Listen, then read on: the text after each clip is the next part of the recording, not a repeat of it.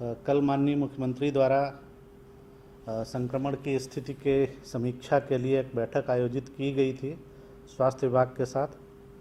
और उसमें से जो कुछ एक दो महत्वपूर्ण चीज़ें उन्होंने कही थी, मैं शार्ट में बता देता हूं कि एक तो सभी से अपील की गई है कि मास्क का प्रयोग ज़रूर करें।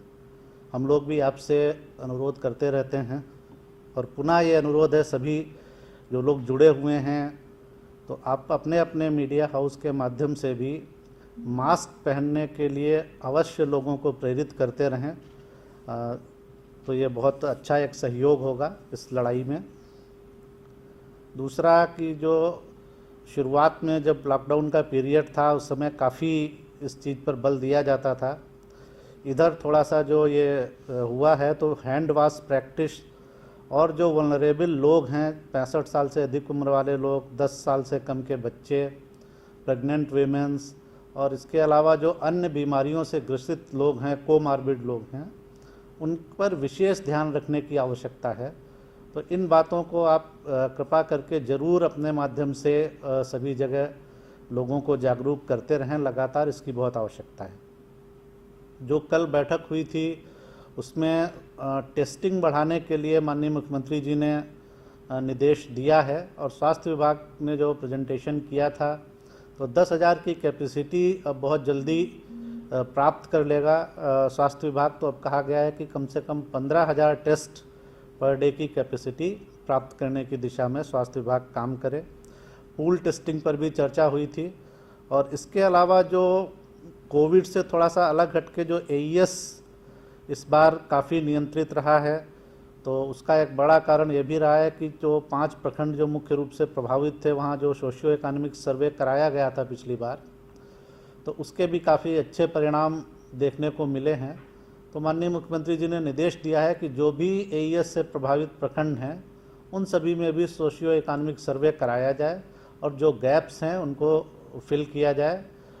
विभिन्न तरह की जो योजनाओं के थ्रू लाभ मिलता है लोगों को।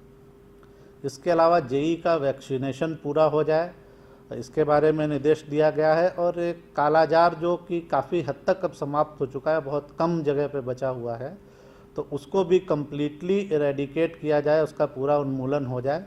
इस दिशा में भी स्वास्थ्य विभाग काम करे। और चूँकि अब बरसात का मौसम है तो डेंगू का भी प्रकोप न हो, उसको प्रिवेंट करने के लिए छिड़काव और अन्य जो आवश्यक व्यवस्थाएं हैं वो करने के लिए माननीय मुख्यमंत्री जी ने कल निर्देश दिया था।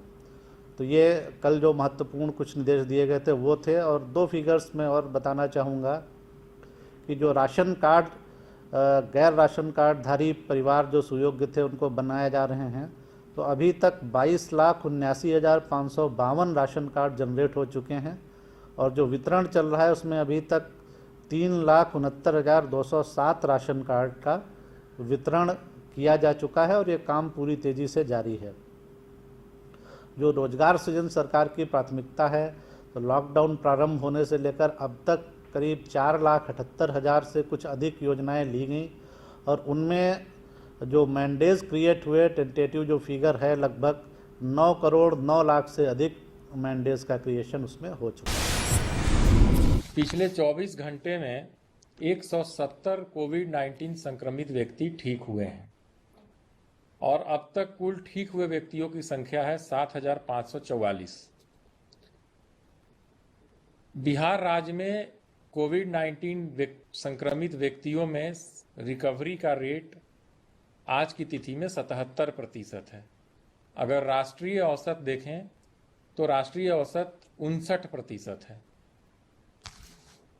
जहां तक पिछले 24 घंटे में नए मामले आने का प्रश्न है, तो पिछले 24 घंटे में 238 नए मामले प्रकाश में आए हैं और 38 जिले मिला करके जो एक्टिव केसेस हैं आज की तिथि में, जो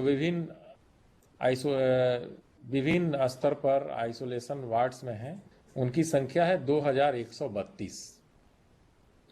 पिछले 24 घंटे में हम लोगों ने 8,231 जांच किया है, 8,231, और कुल हम लोगों ने 2,20,890 जांच अभी तक किया है। तो आप सहमत होंगे जैसे सरकार का निर्देश है कि जांच की क्षमता को बढ़ाया जाए और अधिकतम क्षमता का उपयोग कर अधिकतम जांच किया जाए। उस दिशा में विभाग प्रयासरत है और हम लोग शीघ्र ही जो निर्धारित लक्ष्य है उसको प्राप्त करेंगे। जहां तक मोर्टेलिटी का प्रश्न है कोविड-19 संक्रमित व्यक्तियों में, तो बिहार में आज की तिथि में यह दर 0.69% है, अर्थात 0.7% आज की तिथि में मोर्टेलिटी रेट है। जबकि राष्ट्रीय स्तर पर देखें तो आज की तिथि में यह दर 2.98% है।